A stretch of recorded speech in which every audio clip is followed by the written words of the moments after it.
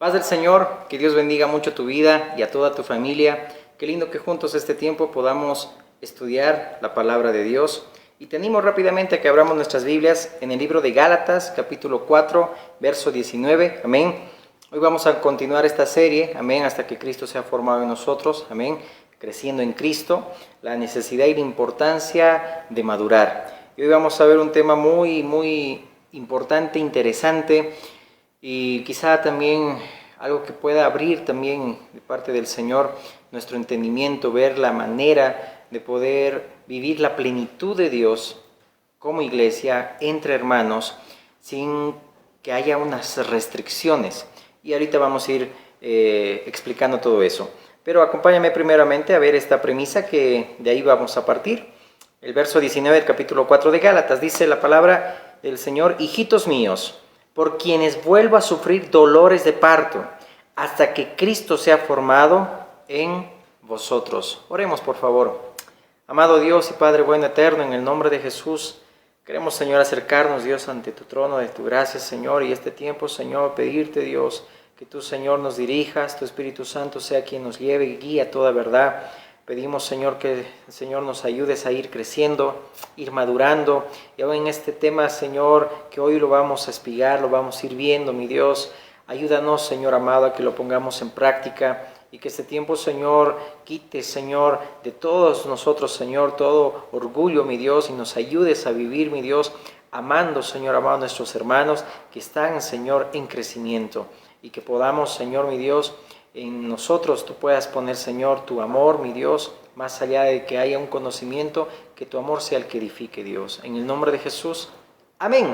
Amén. Rápidamente vamos a irnos a la primera carta a los Corintios. Como bien dijimos, estamos estudiando estas cartas a los Corintios porque era una iglesia que prácticamente tenía dones, ministerios, así fueron bendecidos de parte del Señor, pero por la presión social, por la situación que vivían alrededor, la costumbre, la cultura y todo ello, estaban impidiendo que ellos puedan madurar y saber cómo debían comportarse. Esta última semana habíamos visto, ¿no?, la importancia de edificar la iglesia, más allá de los dones que son repartidos a cada uno, así como el Señor le ha placido. Esos dones no son para exhibición, sino para edificación. No son para vanagloria, sino para que sean de edificación para el cuerpo de Cristo. Y habíamos visto, ¿verdad?, cómo la iglesia de Corinto más se jactaba por los dones más espectaculares, o quizá otras capacidades, pero no edificaban, no había un orden en la iglesia del Señor. Habíamos dicho, y dice la palabra, que Dios es un Dios de orden, no de desorden. Amén. Y en el orden habla de ir en el camino en pos del amor, es decir, que el amor de Dios esté sobre todo. Y al hablar del amor de Dios, habla a aquellos que también tienen a Dios. Porque el que ama, dice la palabra del Señor en las cartas de Juan, ha conocido a Dios. No un amor humano, sino un amor que solamente es dado por el Espíritu Santo, amén, que nos ha sido dado, amén, valga la redundancia, pero así dice la palabra del Señor. Entonces estamos viendo y también partiendo de aquella frase que el Señor Jesús le dijo a Felipe: hasta cuántas veces decir voy a estar con ustedes, o hasta cuánto tiempo ya estás conmigo, le dice a Felipe. Es decir, y todavía me dices, muéstranos al Padre. Es decir, tiempo que podemos nosotros estar viviendo, pero no creciendo.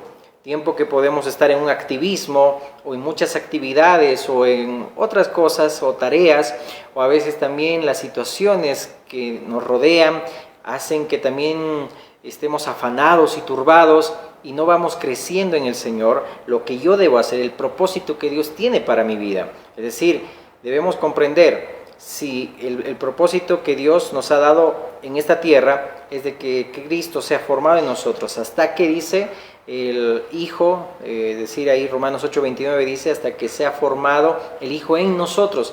Por eso que todas las cosas ayudan para bien. Y si no entendemos para qué hemos sido creados, para dar la gloria a Dios, como dice Isaías, entonces no vamos a comprender cuál es el plan de Dios para nosotros, de vivir también, así como la iglesia de Corinto, que no lo hacía, en qué ciudadanía tenemos, es decir, vivimos conforme es la voluntad de Dios allá en el cielo, aquí también en la tierra, es decir, nuestra ciudadanía está allá arriba, no está aquí abajo.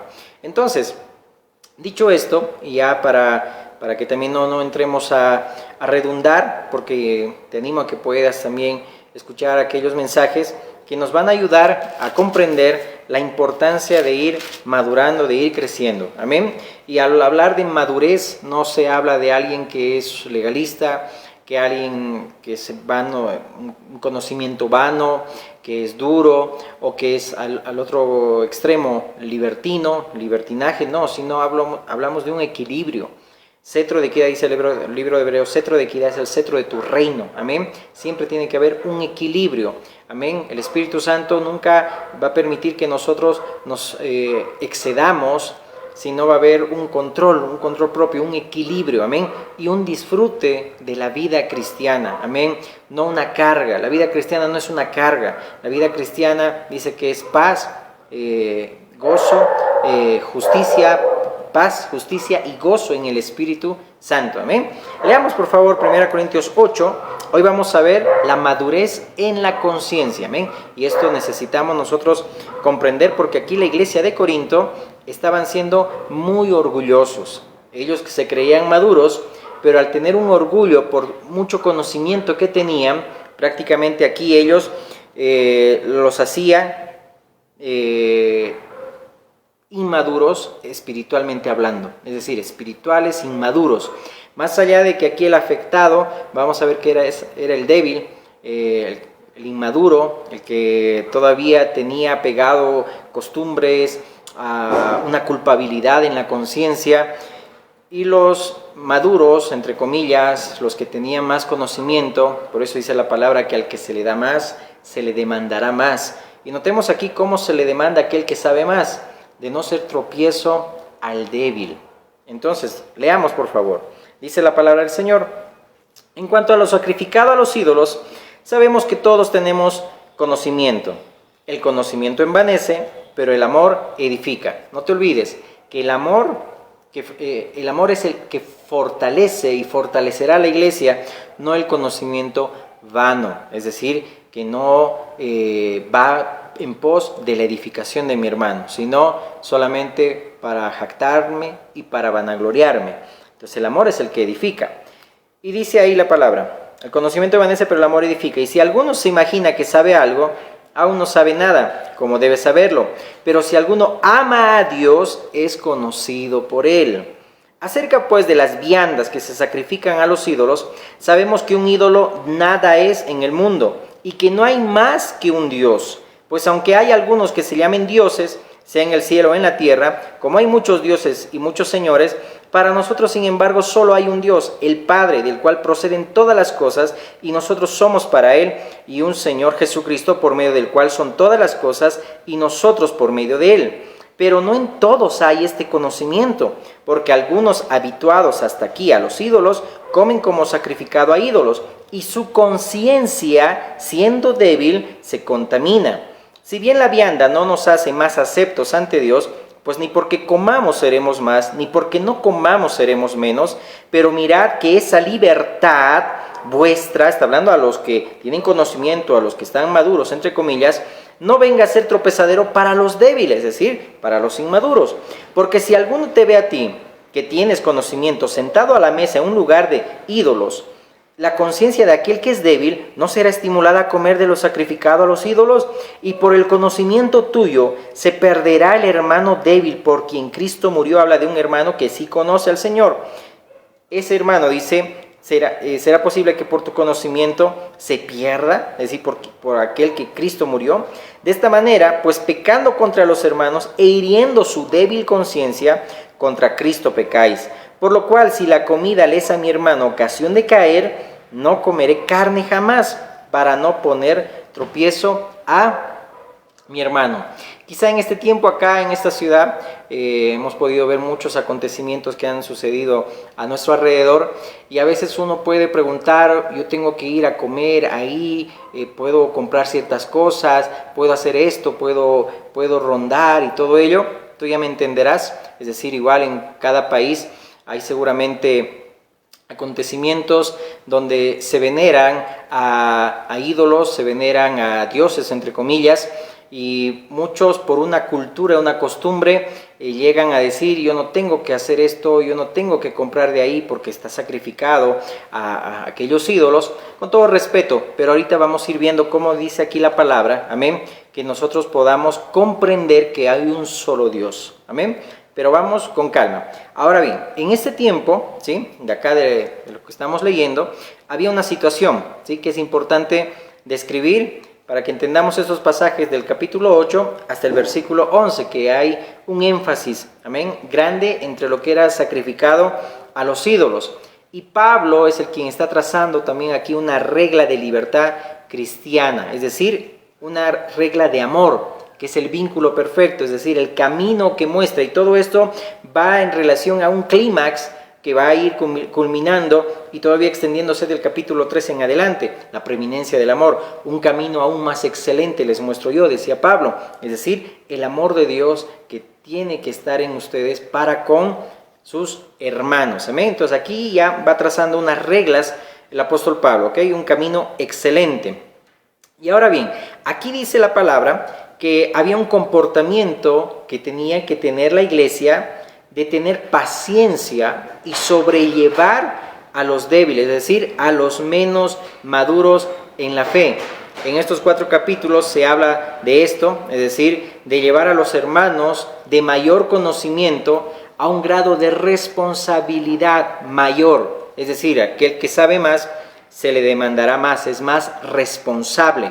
Entonces Dios está aquí tratando, ¿sí?, y trata de mostrar a los de la conciencia más fuerte, que no tienen problemas con la comida, es decir, que oran y creen que son santificadas, es decir, por medio de la oración en Cristo Jesús, como dice el libro de Timoteo, es decir, no se hacen problemas de comer esas comidas porque oran y creen que son santificadas, pero dice que sobrelleven a los débiles, es decir, actuar por amor al hermano, es decir, no ser tropiezo para aquel que recién está creciendo, o aún aquel que tiene años en la iglesia, pero todavía sigue inmaduro. Y la palabra no justifica, ojo, no justifica que ese débil, ese hermano débil, permanezca así hasta que venga Cristo. No, la palabra insta a que también pueda crecer, es decir, que los que son maduros puedan soportar, como dice Romanos 12, a los débiles, Romanos 14:1, y puedan también entender que ellos también tienen que crecer, porque si va a haber inmaduros,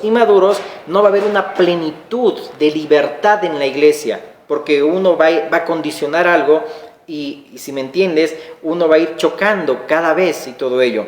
Y vamos a ir viendo las consecuencias cuando alguien es débil en la fe, cómo termina también cómo acaba su vida, en el buen sentido, porque la palabra nos insta a crecer, no a quedarnos ni a estancarnos en esa inmadurez, sino ir madurando, ¿ok? Entonces, ahora aquí nos vamos a enfocar en el débil de conciencia.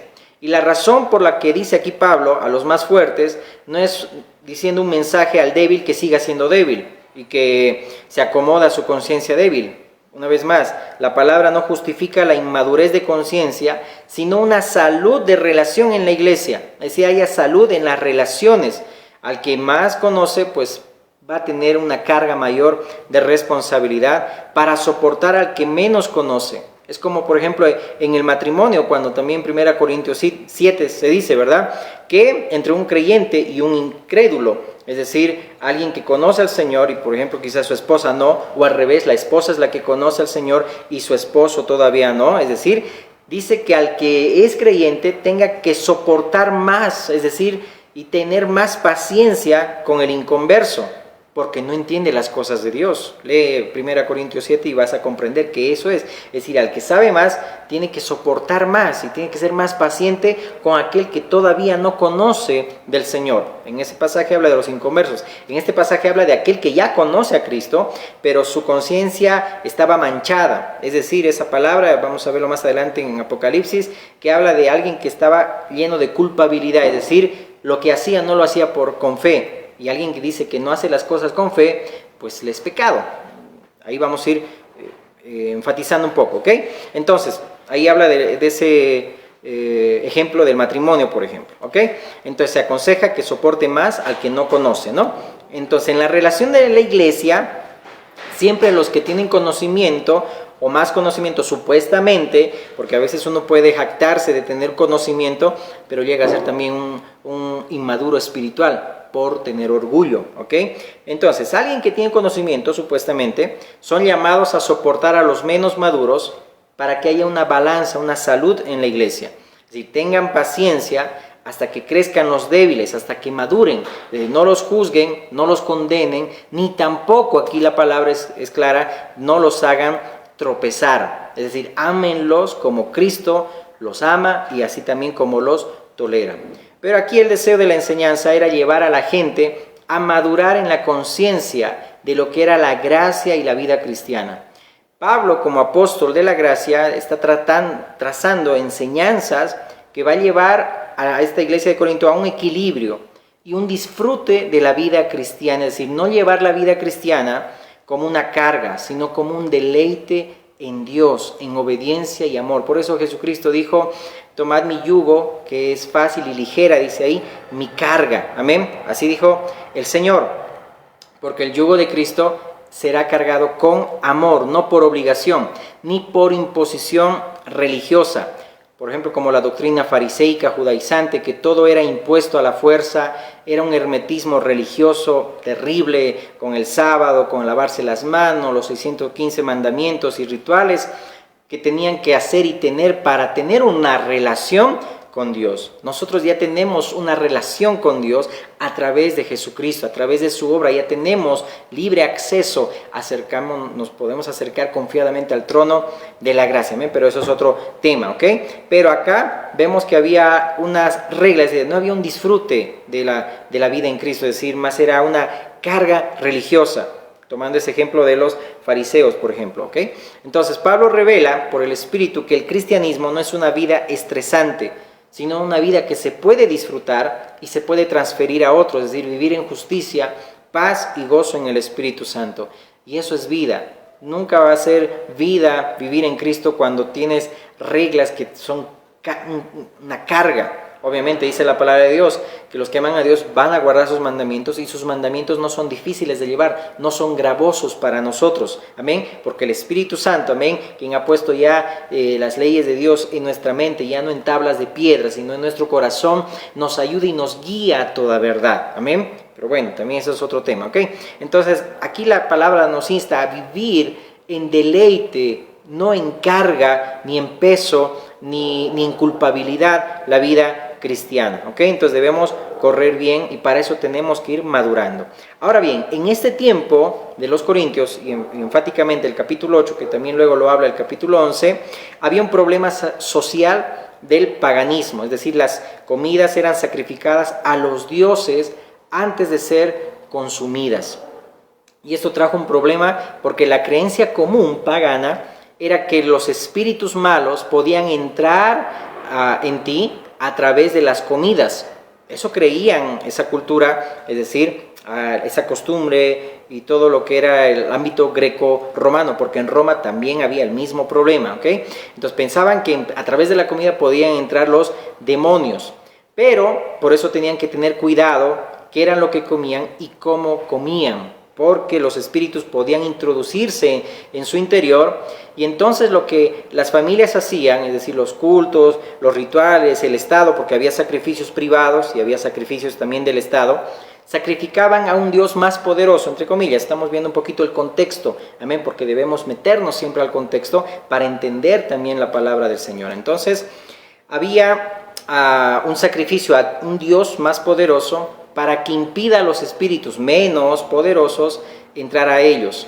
Y por eso hacían un servicio, un pacto, sacrificaban las carnes a un Dios mayor, para que ese Dios mayor les dé límites a los diosesitos, pequeños, menores, porque había rangos, y así podían consumir los alimentos, asegurándose que ese Dios mayor protegía su familia y sus hijos, y no iban a ser víctimas de una invasión demoníaca en su interior. Bueno, eso es lo que relatan los historiadores en el contexto histórico de lo que estaba pasando aquí en la iglesia de Corinto en relación a este capítulo. Entonces Pablo aquí se está enterando que hay un problema en la iglesia con eso, y esto ahora había que manejarlo maduramente. Por ejemplo, en el verso 7 dice: pero no en todos hay este conocimiento, porque algunos, habituados hasta aquí a los ídolos, comen sacrificado a ídolos, y su conciencia, siendo débil, dice ahí, se contamina. Entonces, no todos tenían este conocimiento. ¿Cuál conocimiento? De que el único Dios verdadero es Dios. Es decir, los ídolos no son nada, y esto lo habla también en el contexto anterior. Si bien existían los demonios y se ponían detrás de las imágenes, eso lo dice en el capítulo 10 de 1 Corintios, pero eso era para aquel que lo creía y el que dudaba. Es decir, de esa manera uno podía ser influenciado, pero el que tiene fe en Dios y tiene fe de que Dios es el único Dios, entonces se somete a Él por la fe y no duda en su conciencia. Entonces los demonios no lo pueden tocar, esos espíritus no son nada. Cuando las cosas se hacen sin fe, eso es pecado, dice también la palabra de Dios.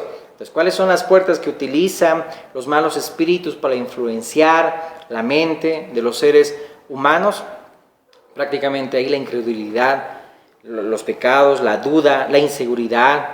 No hay un factor por el cual los espíritus inmundos dominen más el estado emocional y el alma del ser humano, converso o inconverso, por medio de la mente, de una conciencia manchada, es decir, cargar una culpabilidad. Por eso que a Satanás se le llama el acusador de los hermanos. ¿Y cómo te acusa? Pues a través de tu conciencia. Si no tienes una conciencia madura, te va a acusar. Por eso ahí está el verso 7, dice: no hay en todos este conocimiento, y su conciencia se contamina por ser débil. Y cuando habla de que la palabra contamina, ¿ok? Es decir, en Apocalipsis 3:4, leamos por favor rapidito, Apocalipsis 3:4, es la misma palabra en griego. Apocalipsis 3:4 dice, así la palabra del Señor: pero tienes pocas personas en Sardis que no han manchado, esa palabra manchado es contamina, sus vestiduras, y andarán conmigo en vestiduras blancas, porque son dignas. Es decir, se traduce ahí en el griego esa palabra contamina, y se traduce su conciencia, no mancharon, ahí en Apocalipsis. Es decir, la palabra mancha es igual que contaminar, su conciencia se mancha. En otras palabras, aquí Corintio dice, se contamina, es decir, su conciencia se mancha, es decir, está entrando en él una culpabilidad de que se ha comido algo sacrificado a los ídolos, es decir, no puede dormir, tiene una culpabilidad de lo que ha hecho y que ha comido carne sacrificada a los ídolos. Esa es la idea, ¿ok? Que la conciencia cae en un estado permanente de culpabilidad. Por eso la Biblia de las Américas lo traduce, su conciencia se mancha, y también se traduce igual en otras versiones de la Reina Valera. Entonces los inmaduros, por participar de las comidas y hacerlo en inseguridad, porque todavía estaban creyendo en esa costumbre, entonces tenían miedo cuando comían esas carnes. Y cuando los hermanos de la iglesia los invitaban a los tiempos ágapes, a esas comidas de familia, y pues han comprado una carne en esos mercados cuyos dueños partían la víctima, es decir, partían ese animal que iban a comer en 3 partes. Uno para los dioses, otro para el sacerdote que hacía ese sacrificio, y la otra parte era para la familia, en honor al Dios, con minúscula, que fue sacrificado esa carne. Entonces, todas las carnicerías ahí de Corinto, todas, absolutamente todas, entonces vendían carnes sacrificadas. Era una costumbre de una cultura normal. Entonces, cuando iban a comprar los maduros, oraban. Por eso dice la palabra, cuando compres, dice, no preguntes ahí en la carnicería. Bueno, ahí también habla los textos para que lo puedas leer. Entonces, cuando ahí los maduros compraban la carne, oraban, como se les había enseñado en la gracia que vino por medio de Jesucristo, amén. La gracia y la verdad vino por Cristo. Entonces la iglesia ahora está bajo la gracia, no está bajo la ley. Entonces Pablo les enseña principios de la fe. Y cuando digo que no está bajo la ley, sino bajo la gracia, hay que entender ahí la dispensación en la cual estamos, amén. Y todo lo que es cumplido por Cristo, amén. La ley, los profetas, los salmos, amén. Y prácticamente toda la escritura apunta, escudriñen la palabra que habla de miris, dijo el Señor Jesús. Por eso es importante escudriñar la palabra de Dios, amén. Bueno, otro tema. Entonces ahí vemos que Pablo les enseñó principios de la fe, cuando le dice, por ejemplo, a Timoteo que cuando oren, es decir, por la palabra ese alimento es santificado y limpiado. Entonces, algunos corintios abrazaron esa verdad y usaban su libertad, pero usaban quizá en equilibrio algunos, pero por eso no preguntaban en las carnicerías, invitaban a los hermanos para que coman, y como eran atraídos por otros hermanos, para que puedan compartir, tener una comunión. Después los débiles se enteraban que esa comida pues fue comprada en el mercado del dios, no sé, pues X, ¿ya? X y Y, Z. Y entonces era la culpabilidad de decir, ¿y por qué yo comí? Entonces entraba esa culpabilidad, había un grado de culpabilidad extremo, y eso afectaba su vida espiritual. Y por eso caían en un daño terrible. Y por eso que ahí es donde Pablo se está enterando de los hermanos más fuertes, entre comillas, esos orgullosos, es decir, que solamente tenían un conocimiento pero no usaban bien su libertad, entonces no actuaban en el amor, sino que estaban haciendo tropezar a los débiles, estaban estropeando al débil, al que tenía una fe débil, es decir, a los menos maduros, cuando a los más maduros, entre comillas, se les había dado una responsabilidad de que al que sabe más, pues se le demandará más, tendrá más responsabilidad. Y eso también está aplicando en la iglesia, amén, de tener cuidado de no hacer tropezar. Ay de aquel que hace tropezar a uno de estos pequeñitos, dijo nuestro Señor Jesucristo, amén. Entonces, a Pablo ahí, a los que tenían más conocimiento y a los que oraban y creían que la carne está santificada, pues les decía, pues ustedes coman en otro lugar, no justo en la presencia de los débiles, no los hagan tropezar. Y miremos aquí que también en Roma estaba pasando la misma situación. Vamos a Romanos 14, 1, 2. Dice la palabra, recibid al débil en la fe, pero no para contender sobre opiniones, porque uno cree que se ha de comer de todo, otro que es débil come, dice ahí, legumbres. Entonces vemos que ahí en Roma también había ese problema que había arropado la cultura grecorromana. Dice ahí, reciban al débil en la fe. Y ahí habla que el débil, dice ahí, comía legumbres. Ahora no significa, ojo, que los vegetarianos son débiles. En el caso que uno solamente come legumbres, come verduras, es vegetariano, si es por salud, está bien, pero no por cargo de conciencia. Si no quiere comer carne, es decir, porque piensa que está pecando, es un débil en la fe. Por eso que ahí hay que tener discernimiento. Cuando uno es vegetariano, come legumbres y todo eso, si es por salud, está muy bien. Pero si es porque el comer carne es un pecado o es algo para él, eso te hace a alguien débil en la fe. ¿Ok? Con todo respeto, tenemos que aprender todos juntos, ¿no? En el caso de salud, está bien, pero no por cargo de conciencia, ¿ok? Muy bien. Entonces, aquí en Roma y en Corinto era por cargo de conciencia, porque pensaban que al comer carne estaban participando de la idolatría de esa cultura. Entonces dice aquí la palabra de Dios, reciban al débil en la fe. Y ahora bien, una conciencia inmadura es el resultado de una fe débil, enferma. La palabra débil en el idioma griego es la palabra asthenes, que significa enfermos, débil o frágil. Por eso que cuando dice la palabra traten a la mujer como a vaso más frágil, es la misma palabra para débil. Es decir, y aquí en 1 Corintios 8, igual la palabra débil es alguien que es flaco, enfermo. La idea, es decir, que cuando una persona era dominada por su culpabilidad, es decir, por algo que Cristo no había condenado, sino que era un prejuicio y un legalismo de religiones de hombre, un hermetismo ritual, no era un mandato de Cristo ni del Espíritu Santo, entonces era por una creencia de ellos, por una inseguridad, eso era un cargo de conciencia. Entonces ahí los apóstoles tenían que notar que ahí en ese entonces se estaba tratando de una fe que estaba desnutrida. Ese es el que estaba débil en la fe. Una fe flaca, enferma, frágil significa una fe desnutrida en la gracia. Una fe no apoyada en la gracia, sino en otras cosas, en otros estándares. Por eso, como Pablo dice, costumbres, es decir, atados por costumbres, pensaban que tenían todavía influencia de algunas creencias y se sentían culpables cuando comían. Por eso que una fe débil va a producir una fe que no está nutrida, que no ha entendido la gracia en Cristo, es decir, la vida cristiana. Es decir, debemos tomar muy en cuenta que la fe tiene que estar afirmada en la gracia de Cristo, no en estructuras doctrinales ni denominacionales que te rigen y te dicen que hagas esto y que no hagas esto, no, sino en Cristo y en la palabra. Pero hoy en día, ¿cuántas cosas se han añadido a la iglesia, al cristianismo? Tantas prohibiciones que Cristo ni los apóstoles la pusieron.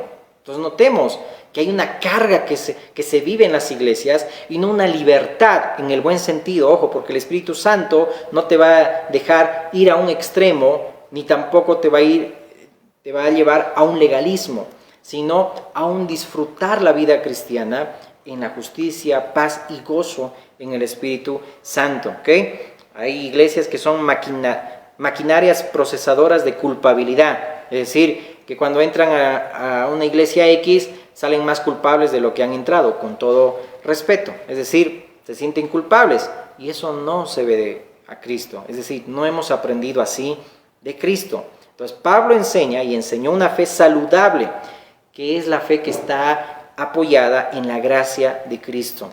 Entonces una fe débil era una fe desprovista de los nutrientes de la gracia, es decir, de la enseñanza que brotó de la fuente del corazón de Jesús. Una conciencia débil, vulnerable al sentimiento de culpa, es producto de una fe flaca, enferma, es decir, una fe desnutrida de la gracia. Miremos acá en Hebreos 13:9, miren este consejo que da también el escritor a todas las iglesias de su alrededor, que también estaba sucediendo muchas cosas. Hebreos 13:9, amén. Hebreos 13:9, dice la palabra del Señor. No os dejéis llevar de doctrinas diversas y extrañas, porque buena cosa es afirmar el corazón con la gracia, no con viandas que nunca aprovecharon a los que se han ocupado de ellas. Miremos aquí ese consejo a las iglesias que se estaban apoyando en rituales antiguos, costumbres que ya no valían la pena seguir llevando. Es decir, afirmen el corazón con la gracia. Si tú naciste de nuevo, si tienes al Espíritu Santo de Dios, entonces te ha sido dado un corazón nuevo y un oído para escuchar. Es decir, el corazón viejo se va a apoyar siempre en las costumbres, pero el corazón nuevo se va a apoyar en la gracia, en Cristo. Amén. Es el Espíritu Santo quien nos guía a toda verdad, quien nos va a convencer, quien nos va a redarguir y enseñar y recordar todas las cosas que dijo nuestro Señor. Amén. Entonces, si nacimos de nuevo y somos hijos de Dios, el Espíritu Santo es quien nos va a apacentar, me va a llevar y me va a guiar, amén, a toda verdad. Amén. Y me va a mostrar también qué cosas también yo estoy haciendo mal y que debo yo confesarlas también y apartarme para alcanzar misericordia, porque si no confieso mi pecado, pues nunca voy a prosperar, dice también el libro de los Proverbios. Amén. Entonces, cuando el Espíritu Santo me convence de pecado, justicia y juicio, es decir, esa tristeza me lleva al arrepentimiento. Amén. La tristeza que es según Dios, no a la culpa. ¿Ok? Entonces hay que confesar lo más rápido posible. Pero el problema acá es aquel que no tiene el corazón afirmado en la gracia, sino todavía en una religión, en lo que se le ha enseñado, lo que se le ha adoctrinado, o lo que se le ha dicho una denominación X, que no es lo de Cristo, ni lo que Espíritu Santo tampoco enseñó. Un corazón afirmado en la gracia tiene conciencia madura, saludable, es decir, los que bendecían la carne, que compraban y disfrutaban con hermanos, pero se ponía más énfasis ahí alrededor, en vez de compartir con los hermanos, los débiles en la fe, prácticamente su enfoque era otras cosas, no disfrutar la comunión con sus hermanos cuando ya el Señor santifica ahí los alimentos. Y para eso hay que tener una fe madura, una conciencia que no tiene culpabilidad. Entonces, en vez de compartir con mi hermano, yo estoy cuestionando si esto se hace, si esto no se hace, si esto y el otro. En parte está bien, pero después es tener una conciencia que está en mucha culpabilidad todo el tiempo, y eso no tiene que ser así, ¿ok? Entonces, no se basaban ahí en lo más importante, sino en los ídolos, los débiles en la fe. Creían que cuando oraban, es decir, los maduros pues comían bien, pero también ahí estaban entrando en un extremo los que tenían más responsabilidad de hacer tropezar a los débiles en la fe, ¿ok? Entonces, cuando uno comete, por ejemplo, un acto inseguro y sabe que le ha fallado a Dios, el Espíritu Santo siempre le va a llevar al arrepentimiento. Uno va a reconocer, lo va a confesar, va a reconocer que pecó, va a confesar el pecado y Dios te perdona, amén. Y cuando te perdona, tú también te perdonas a ti mismo. Pero el que es débil de conciencia todavía siente esa culpabilidad que Dios todavía no lo ha perdonado y no le deja dormir. Por eso que ahí es necesario ir creciendo, ir entendiendo, ir creyendo a Dios. Que cuando yo confieso, dice la palabra, que Él ha borrado mis pecados y lo ha botado en el fondo del mar y no recuerda más. Somos nosotros quienes recordamos todo lo que hemos hecho en el pasado, ¿ok?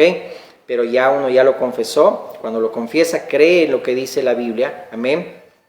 Y pues que no hay condenación para los que estamos en Cristo Jesús. Entonces hay que creer que Dios perdona, pero los débiles de conciencia, el débil en la fe, entonces no se sentía perdonado, no creía todavía que Dios perdonaba, ni se sentía también perdonado. El maduro cree que ha sido perdonado y el diablo no puede usar ya eso más en su vida, porque ahí está el peligro, ¿sí? Ahí está la culpabilidad, que es una arma que utiliza el diablo, es decir, no desconocemos, es decir, no ignoramos sus maquinaciones, dice la palabra de Dios, y por eso que hay muchos que se estancan.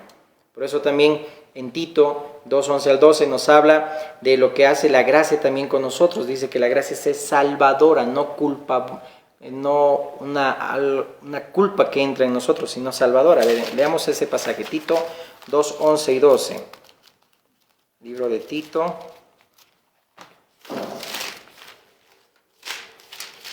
2:11 y 12, dice la palabra del Señor. Porque la gracia de Dios se ha manifestado para salvación.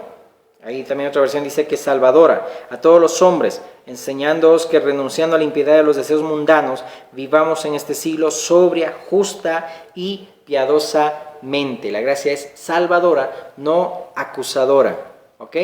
Y ahí también habla que es libertadora, salvadora. Es decir, la gracia de Dios nos ayuda a crecer en la vida cristiana y ahí marca un equilibrio, amén. La gracia nos capacita para nosotros vivir en el nivel de madurez, porque nos quiere llevar el Señor a una conciencia madura, saber qué es lo malo y según Dios y qué realmente es lo malo según los hombres, es decir, un legalismo inventado, alguna denominación que pone mandamientos de hombres, y ahí el Espíritu Santo es quien nos ayuda a probar lo mejor y no condenarte. Por eso Pablo decía, ¿verdad? En el capítulo 10, todo me es lícito, me es permitido, pero no me dejaré dominar de ninguna de estas cosas. Es decir, distingo, yo discierno, apruebo lo que es bueno, lo que agrada a Dios, pero tengo que yo ir dejando el sentimiento de culpabilidad. Cuando yo actúo irresponsablemente, yo sé que va a venir una consecuencia de lo que prácticamente yo hice. Es decir, tengo yo que comprender también que tengo que ser responsable en lo que hacen mis actos, ¿ok? Pero otra persona que igual sigue pecando, por ejemplo, y sigue pecando, es decir, va a ser fácil que sea dominado por la culpabilidad, porque sigue pecando, y ahí es donde el enemigo también hará de las suyas, ¿ok? Entonces, por ejemplo, en 2 de Pedro 3:17, un pasaje muy conocido, pero leamos por favor, 2 de Pedro 3:17, dice así: así que vosotros, oh amados, sabiéndolo de antemano, guardaos, dice ahí, no sea que arrastrados por el error de los inicuos. A ver, vamos a, creo que está en 1 de Pedro 3:17.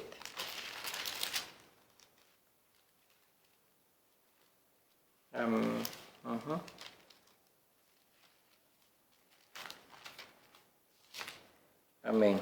En el verso 18 dice: antes bien creced en la gracia y el conocimiento de nuestro Señor y Salvador Jesucristo.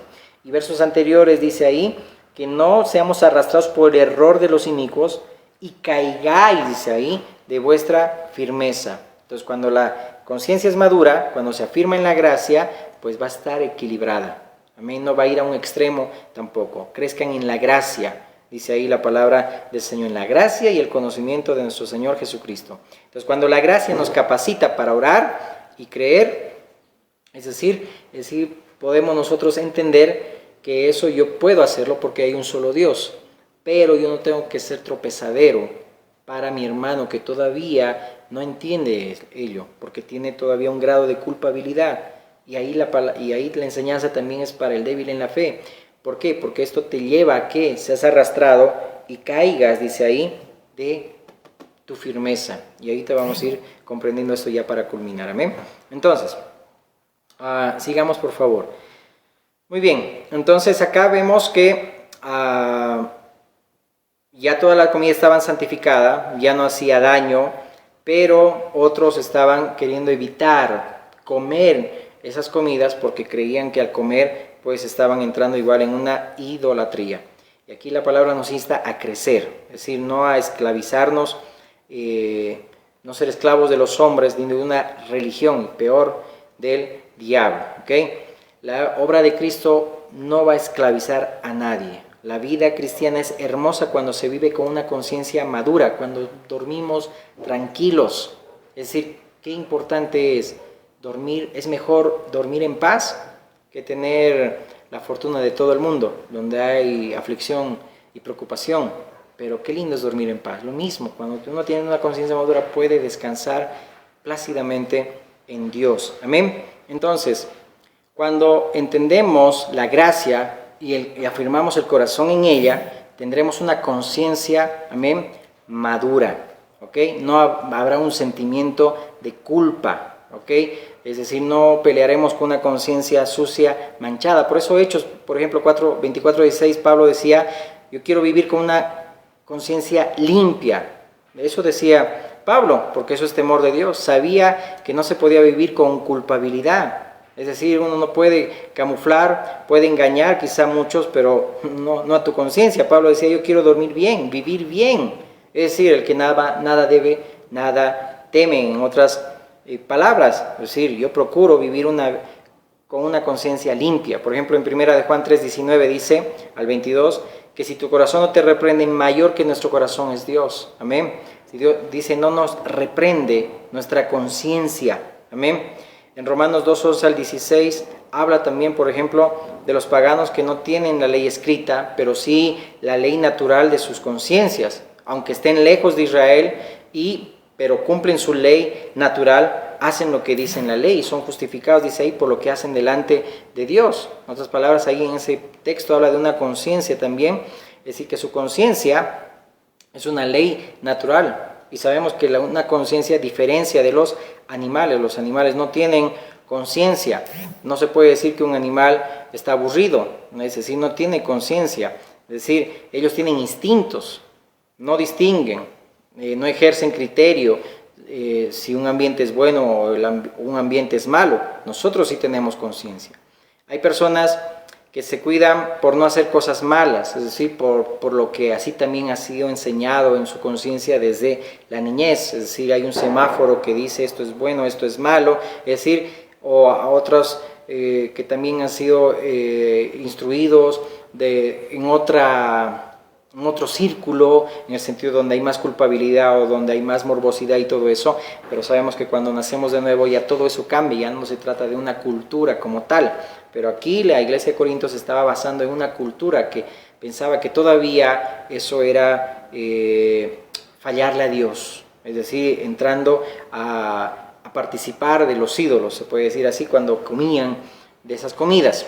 Pero ahí había que tener también conciencia madura, ¿no? Entonces, cuando venimos a Cristo, ya en lo natural, si venimos de un ambiente ya sea de ética, unos códigos positivos, uno quizá fue amado, o fueron tiernos desde el vientre, quizá con nosotros, será siempre quizá tendiente esa persona a hacer lo bueno, pero sabemos que todos hemos pecado, amén, no hay ninguno bueno, amén, para salvarnos hay que nacer de nuevo, ¿ok? Amén. Muy bien. O cuando se usa también muchas prendas de vestir y uno entra en una religiosidad, un legalismo, que si se viste o no se viste así, todo eso, Es decir, ahí también entra lo que es el amor, la conciencia, también ahí cómo se ha inculcado a las personas. Obviamente que cuando alguien se debe vestir decentemente y en orden, porque el Espíritu Santo ni nos desenfrena, ni nos esclaviza. Amén. Pero eso hay que entender también para que uno no tenga cargos de conciencia. Amén. Y ya vamos terminando. Entonces, hoy en este tiempo abunda más la religiosidad en la iglesia, ¿no?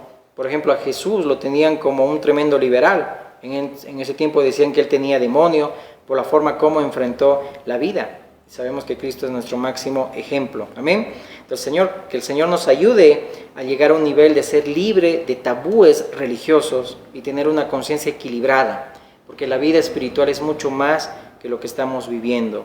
Por ejemplo, cuando en Tito también se habla de aquellos cretenses que dice su filósofo, su profeta, los cretenses, dice ahí, son glotones y ociosos, es decir, habla de alguien que juzgaban mal, es decir, los cretenses tenían una mente dañada, por eso juzgaban malas cosas. Ellos le ponían a todo morbosidad y esa cultura estaba dañina, es decir, entonces Timoteo, dicen también que algunos que se apartarán de la fe por su conciencia cauterizada. Ahí habla de una conciencia endurecida. Originalmente es quemada con hierro caliente, como cuando se le pone la estampa en el cuero de un animal, ¿no? Es decir, donde no nace pelo, es decir, se le endurece. Y hay gente que para ellos nada es malo, si se han habituado al mal. Es decir, en otras culturas piensan que lo que hacen, eso no es pecado, porque ya tienen una conciencia cauterizada. Eso también es muy peligroso, ¿ok? Por ejemplo, el mentiroso patológico miente y nunca va a decir que ha mentido, piensa que siempre está diciendo la verdad, o como también los malos políticos, o el inmoral también, ¿no? Cuando uno viene de un extracto donde pues se le ha educado también de esa manera. Entonces, la madurez del creyente tiene que ayudarnos a superar muchas cosas. Y ahí en 1 Corintios, ¿sí? Hablando, dice ahí, estamos viendo que todo el que actúa contrario al amor, dice, peca contra Cristo. Y esto habla en relación a su hermano, porque cuando alguien le hace daño a su hermano, al Señor, a Cristo lo está haciendo. Y cuando alguien le hace lo bueno, a Cristo también lo está haciendo. Entonces tiene que haber madurez para uno cohibirse, es decir, por eso Pablo decía, si esto va a ser tropezador a mi hermano, entonces yo nunca más comeré carne. Entonces renunciar a muchas cosas por amor a mi hermano, pero también ese hermano tiene que madurar y crecer, porque si no, no va a haber una plenitud, una vida de disfrute en la iglesia. Y ahí vamos a entender, ¿ok? Entonces el débil tiene que crecer, madurar en su conciencia, porque en su vida hay una dependencia mental y emocional de lo que hace el otro. Es decir, no tiene una fe firme, ando con criterios, que cualquier cosa me afecta, ando vulnerable, que por cualquier cosa soy susceptible, y la susceptibilidad es lo que reina en su vida. Es decir, su salud depende de lo emocional, en otras palabras, de lo que hace el otro, y es dependiente emocional y mentalmente. Entonces, para yo estar firme, caer o no caer, es decir, no depende de lo que haga o no haga mi hermano, sino de mi relación con Dios, mi convicción personal con el Espíritu. Amén. Ahí estoy yo, tengo que ahí afirmar mi corazón en la gracia. Amén. No tengo que ser susceptible ante cualquier palabrita o me sienta ofendido y todo ello. Es decir, hay que ir madurando. Pero dice ahí, aquel que es más responsable tiene que entender que su libertad no le sea de tropiezo. El débil de conciencia limita la libertad de otros. Por eso que ahí el texto 12 dice, yo voy a saber usar, dice ahí, mi libertad. Es decir, cuidado que mi libertad haga tropezar a mi hermano, y ahí estoy pecando. El que hace tropezar a su hermano dice peca. Entonces la gracia ni te esclaviza ni te corrompe. Ahora bien, el débil, dijimos, limita la libertad de sus hermanos. Es decir, donde hay un débil de conciencia, la vida cristiana no se puede disfrutar a plenitud. Por eso que ahí Pablo está responsabilizando al fuerte, y es el principio. El que más conoce debe tener más paciencia, actuar por amor. El de conciencia débil o inmadura puede caer en una ruina espiritual y emocional fácilmente, y esto hay que prestar atención. El de conciencia débil o inmadura puede caer en una ruina espiritual y emocional fácilmente.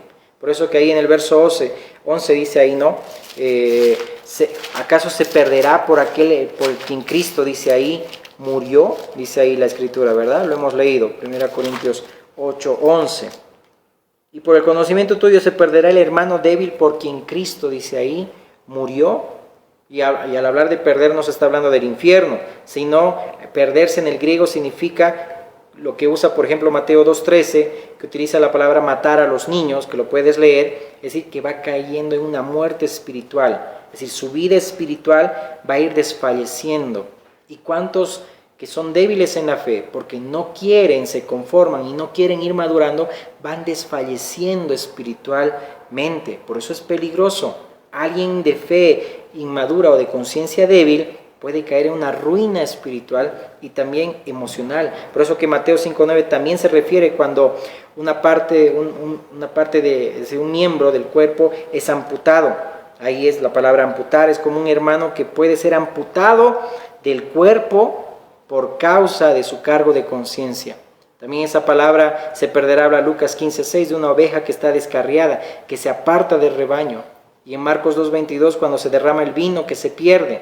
Es decir, lo que significa que ese hermano, por su debilidad y su sentimiento de culpabilidad, lo va a consumir, va a caer en un estado de ruina en su vida emocional y espiritual. ¿Te acuerdas, por ejemplo, en 2 Corintios 2:6, cuando habla de aquel, ¿no?, que vivía con la esposa de su padre, que fue excomulgado de la iglesia, pero al parecer se arrepintió? En ese pasaje dice el capítulo 2 de 2 Corintios, y dijo Pablo, ¿no?, que no sea consumido por su demasiada tristeza.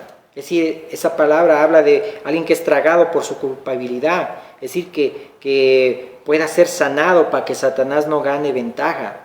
También en el Salmo 32, 1-5, habla cómo David dice ahí, antes de confesar su culpa, su pecado, con lo que había pasado, ¿no?, con Betsabé, es decir, la culpa le estaba matando. Te animo a que leas este pasaje de Salmo 32, amén. Es decir, había un lecho de lágrimas en David por su culpabilidad, y eso también lo relata en el Salmo 51, amén. Es decir, veamos qué destructivo puede ser la culpabilidad. Por eso, luego este pasaje del Salmo 32 dice que cuando yo confesé, me perdonasteis, fui sanado. Yo creo en el perdón de Dios cuando yo confieso mi pecado, porque la sangre de Cristo me limpia de todo pecado. Hijitos, abogados tenemos con el Padre, a Jesucristo el justo, amén. Mayor es el que está en nosotros que el que está en el mundo. Qué lindo cuando, por ejemplo, Jesús restauró a Pedro después de negar a Jesús con maldición. Ya Pedro no estaba en condición de empezar ahí un ministerio o de tratar con alguien, es decir, prácticamente volvió y arrastró a otros, volviendo otra vez a la pesca. No se sentía digno, lo estaba matando la culpabilidad, y viene ahí el Señor y lo restaura con esas 3 preguntas, ¿no? Es decir, esa pregunta 3 veces diciéndole, Pedro, ¿me amas? Pero Pedro creyó y en el perdón de Dios. Y seguro cuando veía un gallo seguramente también no lo quería ver, ¿no?, por todo lo que había pasado. No, es decir, ya no había culpabilidad, sino se sentía perdonado. Entonces muchos pueden cometer errores, ir a casos extremos, es decir, hacer cosas terribles que haya pasado, pero cuando Dios perdona, amén, porque uno está afirmado en la gracia. Y sabemos que la sangre de Cristo nos perdona de toda culpa, amén, de todo pecado, amén, y los bota esos pecados en el fondo de la mar, y yo puedo vivir tranquilo.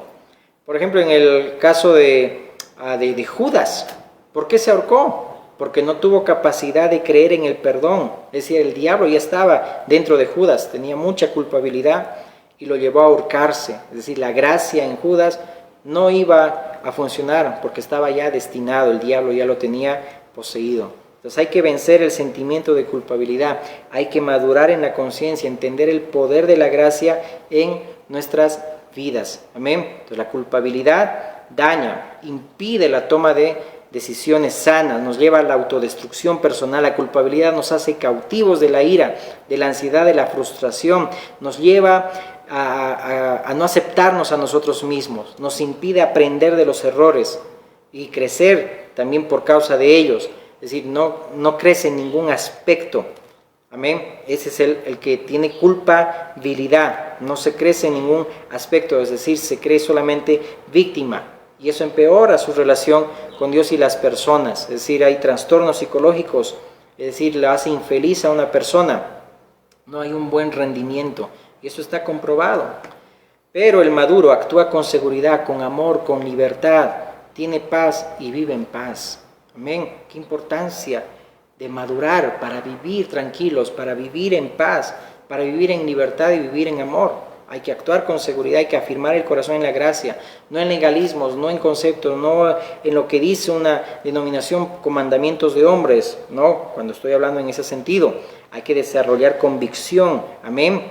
Es decir, debemos comprender esta palabra, amén, que la culpabilidad no nos afecte, amén, y hay responsabilidad en nuestras vidas, amén, para que podamos nosotros también no ser tropezadero para los débiles, pero para todos es poder ir creciendo, ir madurando, ir viviendo y disfrutando la vida en Cristo, amén, en justicia, en paz y gozo en el Espíritu Santo, amén, de poder dormir tranquilo. Entonces el que tiene mayor conocimiento, entre comillas, siempre tendrá mayor responsabilidad que el débil. Amén. Esto debemos tomarlo muy en cuenta. Oremos. Amado Dios y Padre, gracias te damos por ese tiempo y por tu palabra, Señor. Que sea, Señor, de bendición, de edificación, Dios amado, para nuestras vidas y para el cuerpo tuyo, Señor, para toda la iglesia. Te damos gracias, Señor amado, y bendice a cada uno de mis hermanos. Que, Señor, esta palabra sea, Señor, tomado con mansedumbre, porque, Señor, esta palabra implantada puede salvar nuestras almas, nos puede ayudar mucho a crecer. En el nombre de Jesús. Amén y amén. Dios te bendiga mucho.